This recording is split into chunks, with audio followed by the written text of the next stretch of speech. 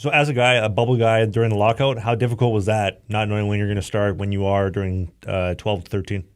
It wasn't like I was in the American League for most of it, and it was awesome because most of the guys came down from the show to like the young guys came down to the American League to play. So I remember we used to play. It felt like every weekend we played Oklahoma City, and they had Taylor Hall, they had Schultz, they had Eberle, they had all these top guys, PRV, Svensson, a lot of top. You know who no one talks about anymore is that Timo Hardakainen.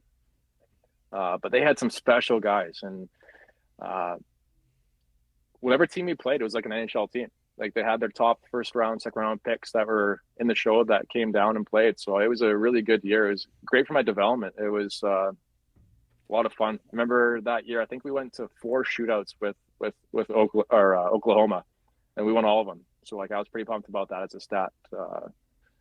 I had a great time because I played a year with Taylor Hall in Windsor. So just to compete against buddies and top talent in the league was a lot of fun. I think I saw a stat that 1% of all hockey players that play minor hockey will play junior. And then I would assume of that 1% maybe play pro hockey, and then 1% of them play in the NHL. So as somebody who came up, you earned a top, I think it would have been top 60 position in the world, maybe 62. What do you think was one of the secret sauces or secrets to success that enabled you to do that and play for Minnesota and Buffalo? Just grinding. Um, if you don't believe in yourself, like I believed in myself. I was lucky enough to have my uncle at a young age where I could see the way he carried himself and took the position very seriously on and off the ice in summertime especially. I was working out 5 days a week, but you have to be the first on the ice, last off, uh, always in the weight room. Um, if I had a piece of advice for any kid that's trying to crack the lineup or get it there full time is to uh, yeah, you gotta be in there, and it has to be a priority to take care of your body and to really make it known while you're there where you call it that you want to stick there and that it's not just okay. I'm doing my job, the bare minimum, getting out and going to the golf course or whatever. Right? You have to take it seriously, do your video, and I don't know. I just think my work ethic was very strong, and my belief in myself. I really believed in my abilities. Um,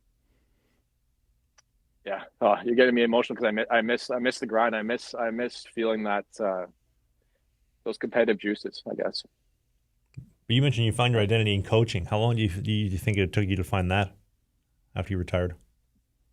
A couple years.